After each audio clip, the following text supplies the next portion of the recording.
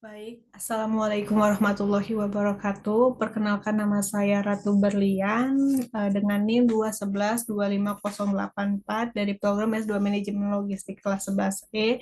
Di sini saya akan mempresentasikan hasil dari ujian tengah semester saya, yaitu pada mata kuliah Manajemen Pergudangan yang diampu oleh Dr. Erna Mulyati, ST, MT, CMI, LT.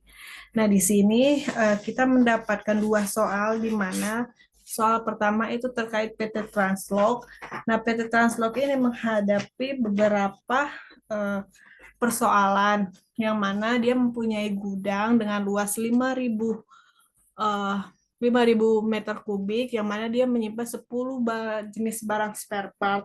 Nah, di sini PT Translog ini menghadapi empat permasalahan utama. Yang pertama itu ada fast atau slow moving yang tercampur, yang mana ini mengakibatkan waktu packing ini naik jadi 35%. Selanjutnya, jalur forklift ini sering terhalang oleh palet sementara sehingga antrian kerja dan risiko kecelakaan menjadi meningkat. Nah, selanjutnya ada penyimpanan random di mana kesalahan picking ini naik sehingga 18%. Selanjutnya ada barang fast moving jauh dari receiving sehingga membuat lead time outbound ini menjadi lebih lama. Nah, dari permasalahan ini kita membagi menjadi tiga masalah utama yang mana PT Translog ini mempunyai tata letak layout gudang yang tidak mempertimbangkan aliran barang. Yang kedua, sistem penyimpanannya tidak menggunakan konsep klasifikasi atau ABC atau VMS, fast, medium, slow moving. Dan yang terakhir itu pengaturan jalur atau ISLE-nya dan area kerja tidak jelas. Mulai dari area kerja receiving, storage, sortir, packaging hingga shipping. Nah, si PT Translog ini uh, meminta solusi untuk penataan ulang tata letak fasilitas gudang yang mana penyimpanan gudangnya itu sistem penyimpanan agar dapat lebih meningkatkan efisiensi waktu operasional picking, packing, and pathway, mengurangi tingkat kesalahan pengambilan barang, meningkatkan utilitas uh, ruangan dengan secara optimal.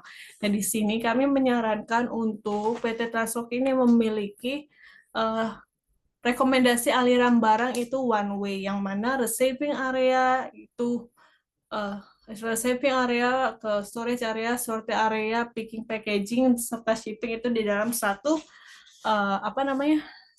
jalur kayak gitu.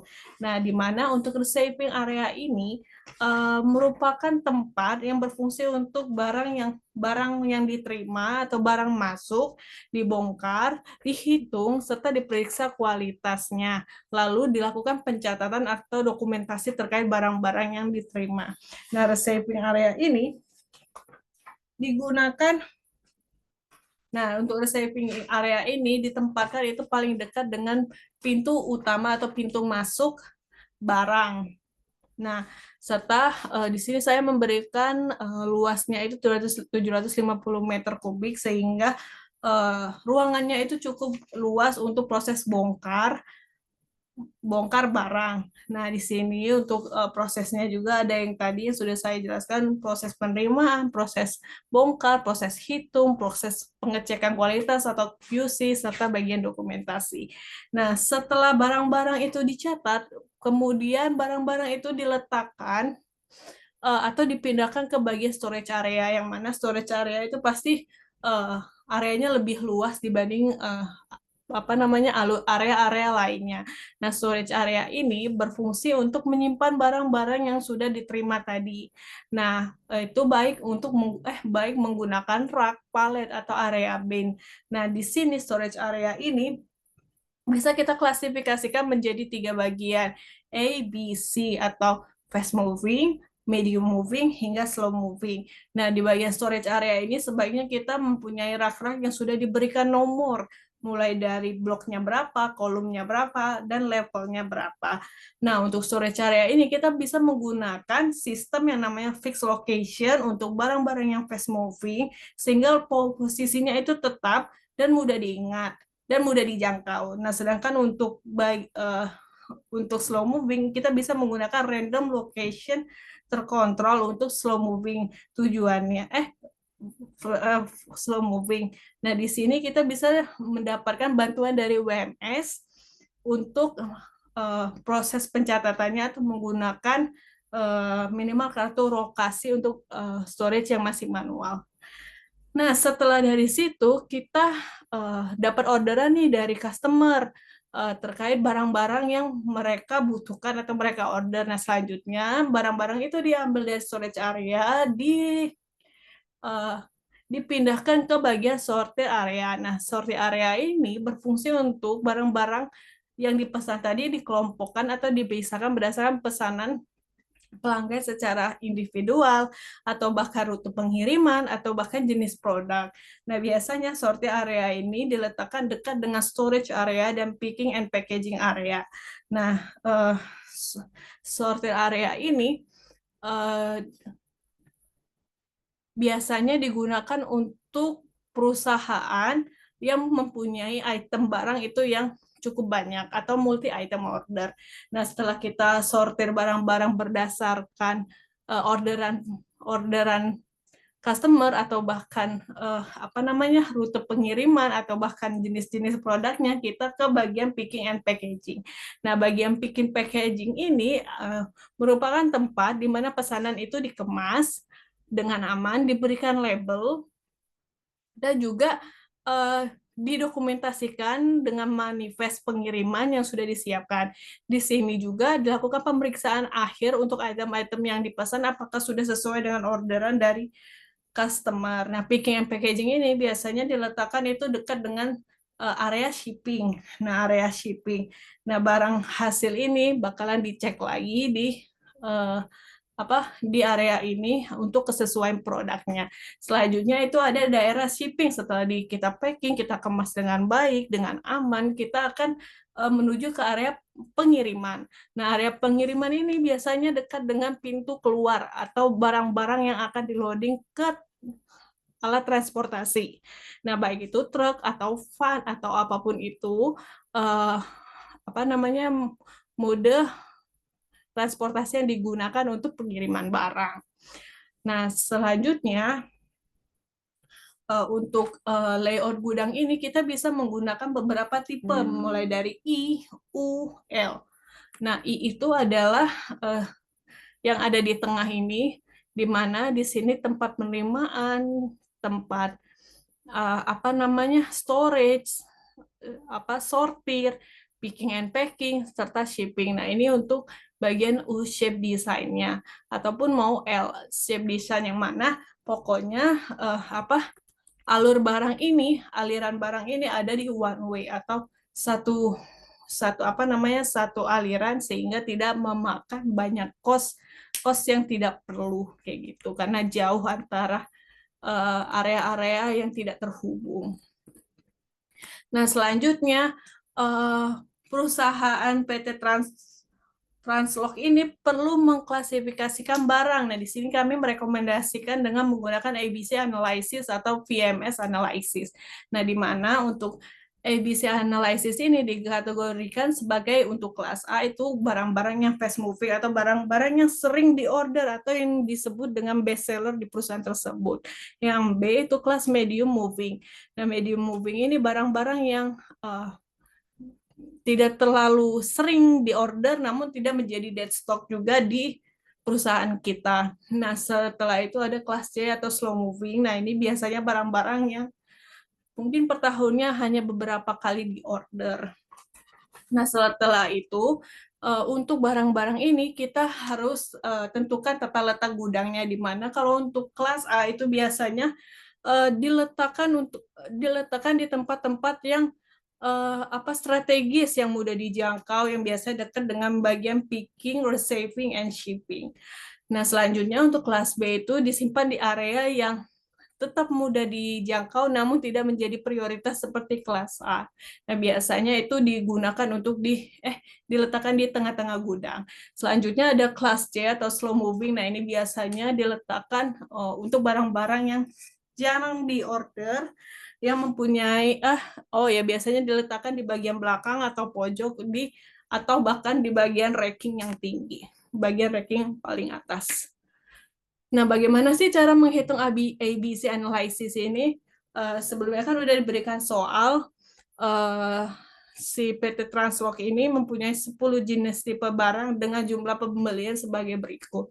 Nah, caranya itu sangat mudah. Kita tinggal mengkalikan aja jumlah barang dikali dengan harga unit, di mana gudang Translock ini mempunyai stok sebanyak 38.250.000.000.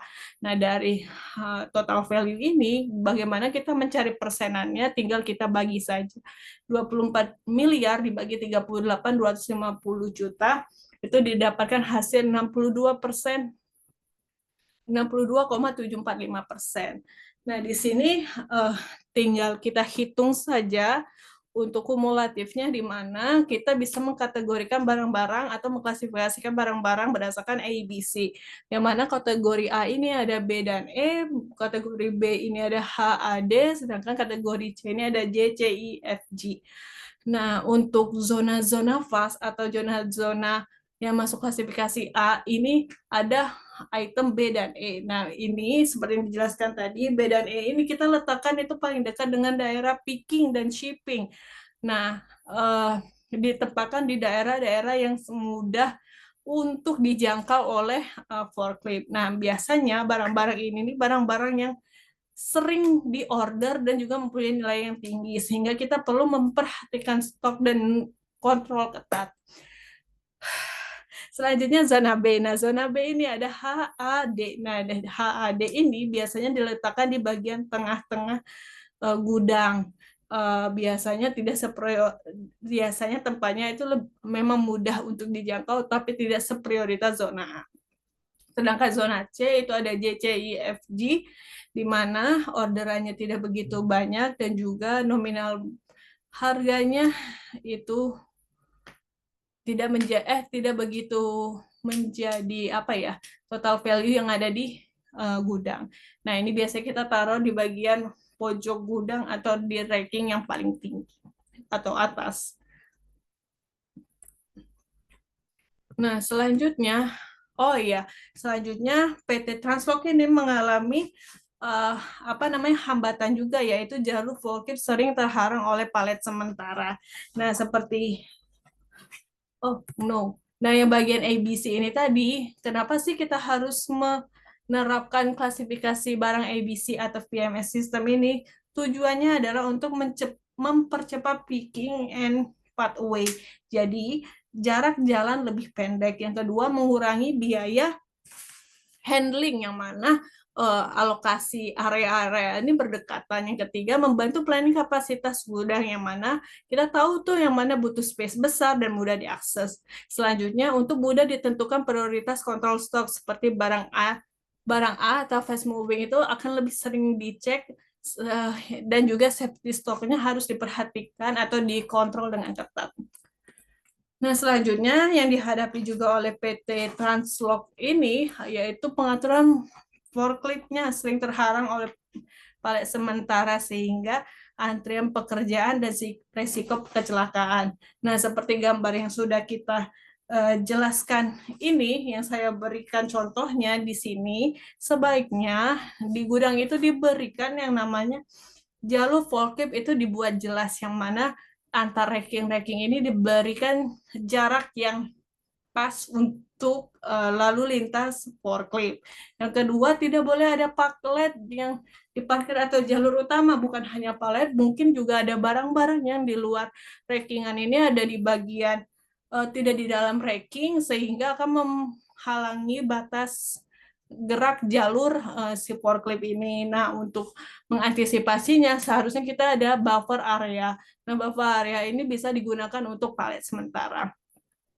Selanjutnya, gunakan marking area. Nah, seperti yang ada di gambar ini diberikan marking yang sangat jelas, di mana untuk pengguna jalan kakinya itu diberikan tanda forklift dilarang melintasi pejalan kaki, atau diberikan rambu-rambu kecepatan, sehingga driver forklift ini tahu seberapa cepat dia boleh menggunakan si forklift ini. Selain itu juga untuk bagian-bagian sudut atau bagian-bagian tikungan itu seharusnya diberikan cermin atau apa namanya, kaca, sehingga untuk menjaga keselamatan antara pejalan kaki dan juga pengendara forklift.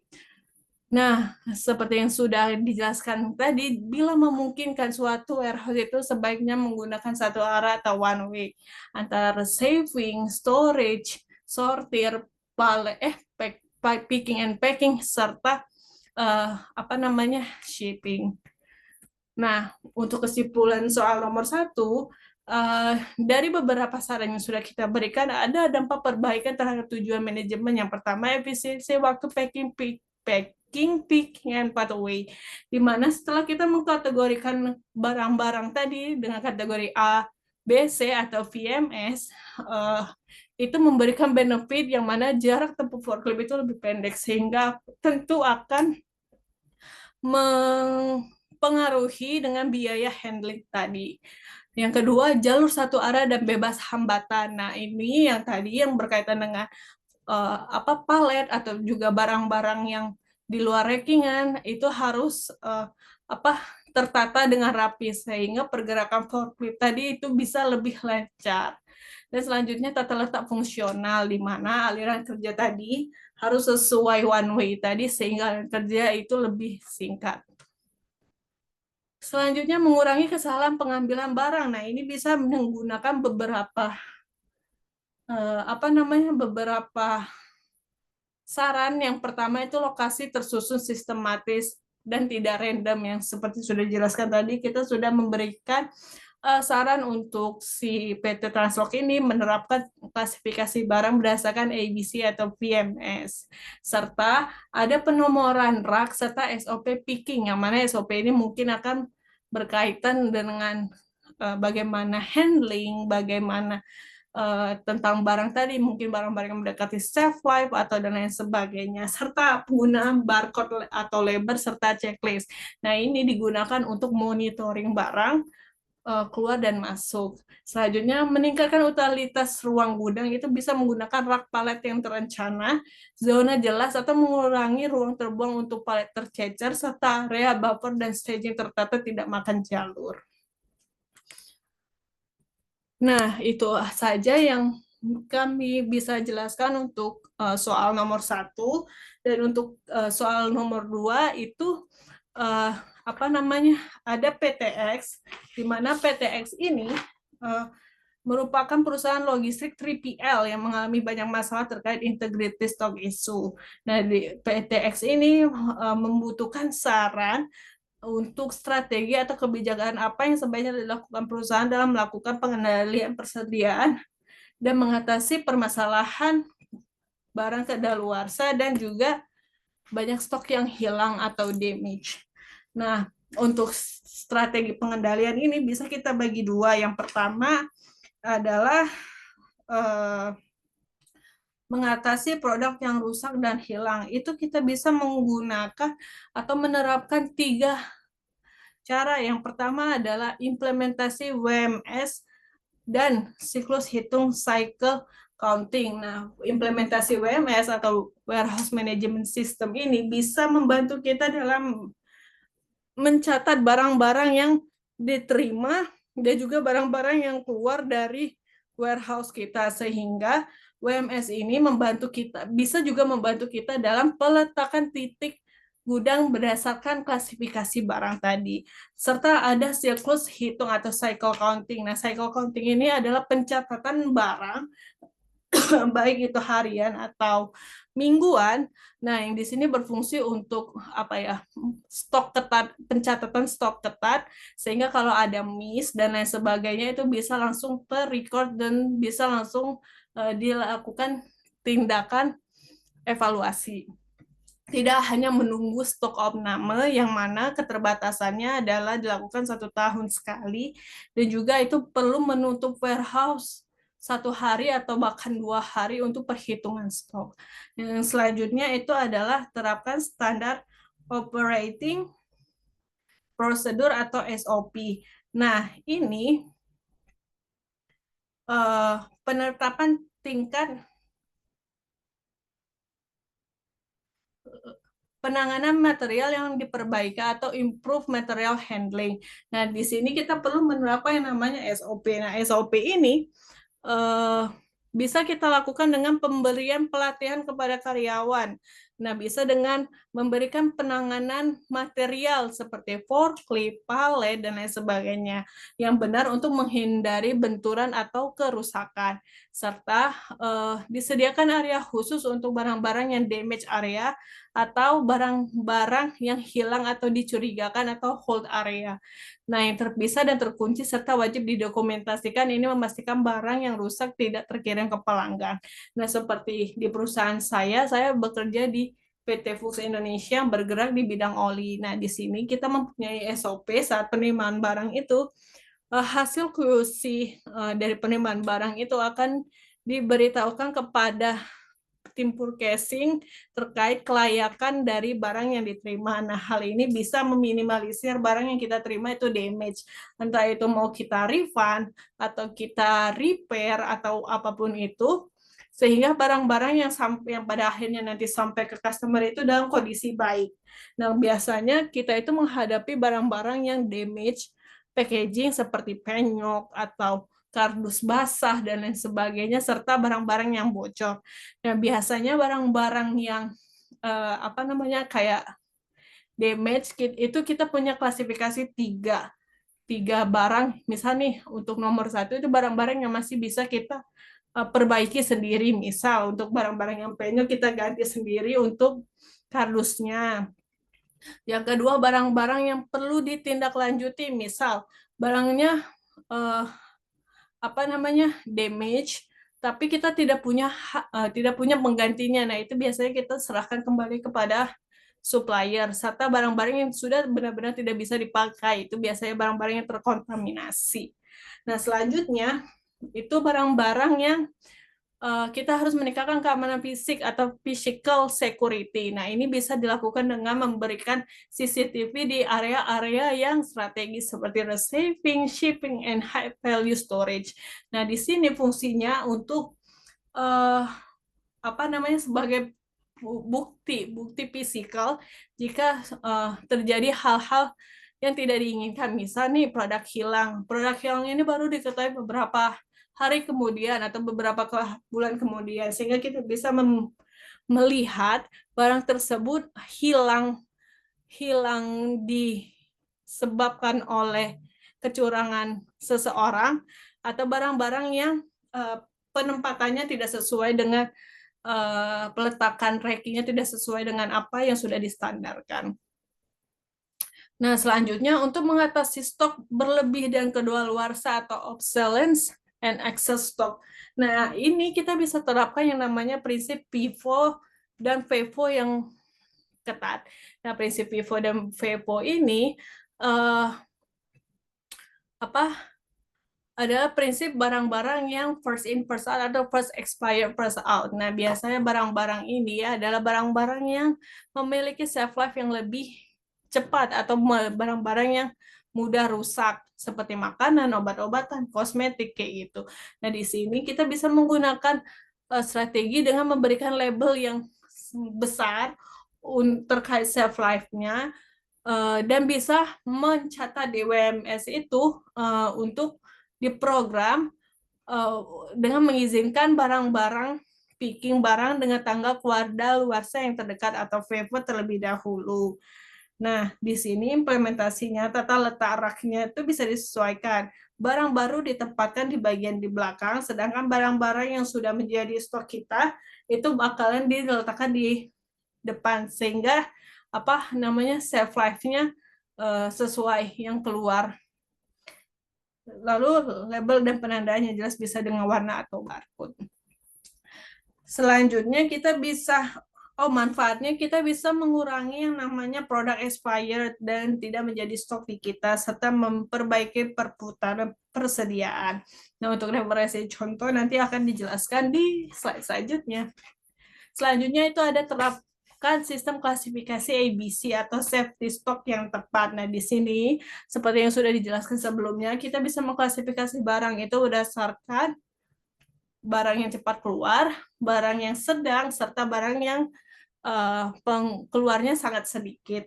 Nah, di sini kita bisa sesuaikan barang-barangnya agar tidak menjadi overstock itu dengan menggunakan reorder point dan juga order quantity atau EOQ. Nah, sehingga kalau kita mau melakukan pembelian itu berdasarkan dengan data yang tepat, bukan berdasarkan feeling. Nah, selanjutnya itu ada yang namanya forecasting and demand planning. Nah, forecasting ini bisa kita lakukan dengan mengajak kerjasama tim customer kita untuk memberikan peramalan bagaimana sih demand mereka ke depannya. Nah, forecasting sendiri ini bisa dibagi menjadi bulanan, ramalan 3 bulan, ramalan 6 bulan, hingga ramalan per tahun. Nah, di sini bisa kita lakukan dengan basis data penjualanan atau customer order. Nah, biasanya kita harus melakukan review secara berkala seperti yang sudah dijelaskan tadi, baik itu monthly, quarter, bulanan, atau bahkan tahunan. Nah, di sini kita perlu kolaborasi dengan customer untuk mendapatkan data demand yang lebih akurat, yaitu collaborative planning, forecasting, and replenishment atau GPFR. Nah, di sini tujuannya untuk mengurangi stok berlebih, mengurangi resiko barang kedaluarsa. Selanjutnya itu ada penetapan tingkat layanan yang realistis atau realistic service level. Nah, di sini biasanya kita menggunakan atau meninjau kembali target rasio perputaran rendah untuk mengetahui apakah itu disebabkan oleh safety stock yang terlalu besar. Nah, caranya menghitung ulang safety stock dengan cepat berdasarkan variasi permintaan dan lead time dari pemasok. Nah, hal ini bertujuan untuk mengurangi tingkat safety stock yang dipegang untuk mengurangi resiko yang mendekati kedaluarsa. Nah, selanjutnya itu ada yang namanya pelaporan proaktif kedaluarsa.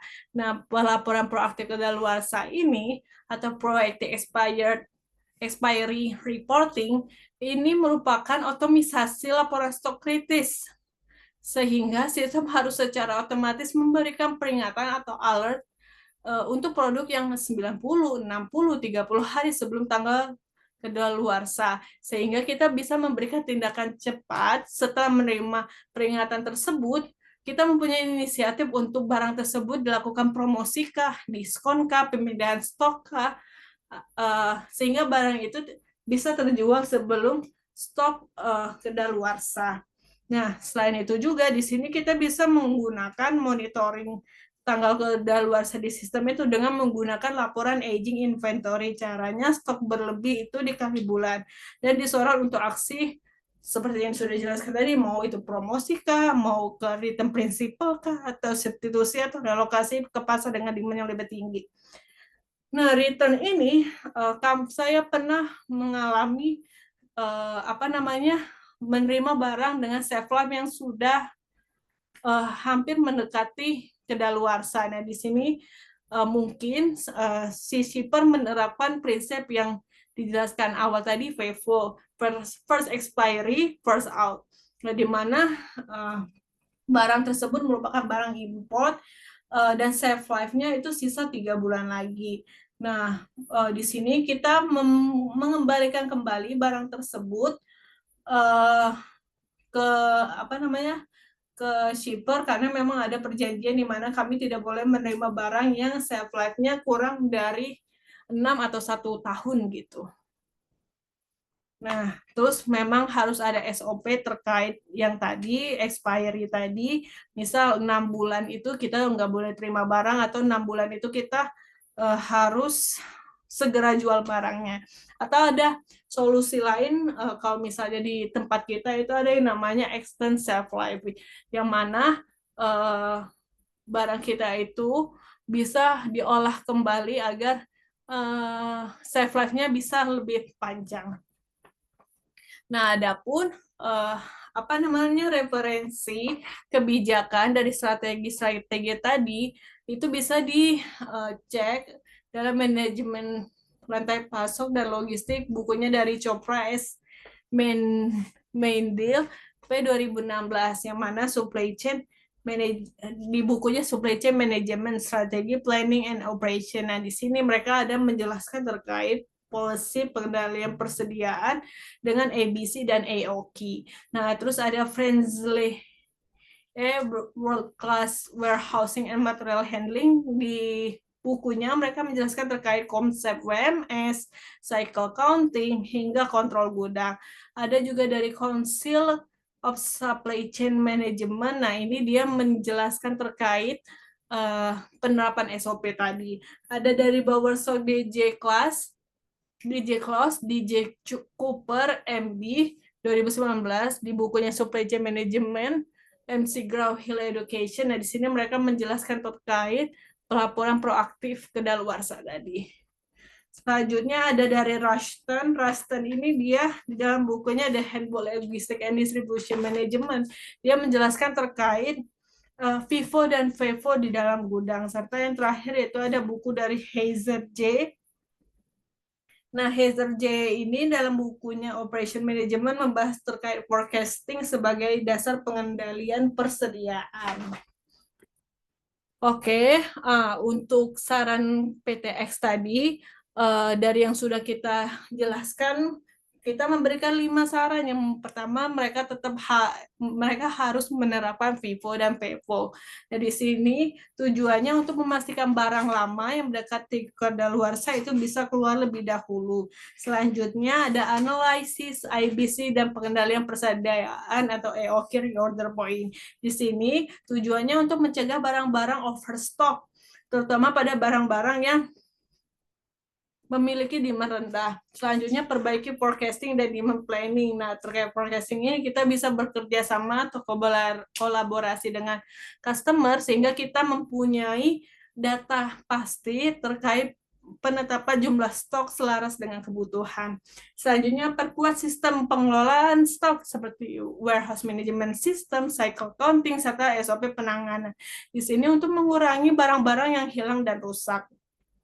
Dan terakhir itu implementasi supply management and monitoring aging inventory, yang mana barang-barang yang mendekati kadaluarsa bisa segera untuk ditindaklanjuti. Mungkin itu aja yang bisa saya sampaikan. Lebih kurangnya mohon maaf. Sebelumnya mohon maaf kamera saya sedikit bermasalah. Mungkin itu saja. Terima kasih semuanya atas perhatiannya. Wabillahi taufiq wal hidayah. Wassalamualaikum warahmatullahi wabarakatuh.